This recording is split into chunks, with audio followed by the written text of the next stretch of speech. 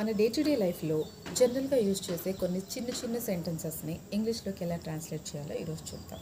Like అలా ఉండు, ఇలా ఉండకు, పంక్చువల్గా ఉండు, లేజీగా ఉండకు, డిసప్పాయింటెడ్గా ఉండకు. ఇటువంటి పాజిటివ్ అండ్ నెగటివ్ సెంటెన్సెస్ని ఇంగ్లీష్లో ట్రాన్స్లేట్ చేయడానికి మనకు ఒక మ్యాజికల్ వర్డ్ ఉంది, దట్ ఈస్ బీ.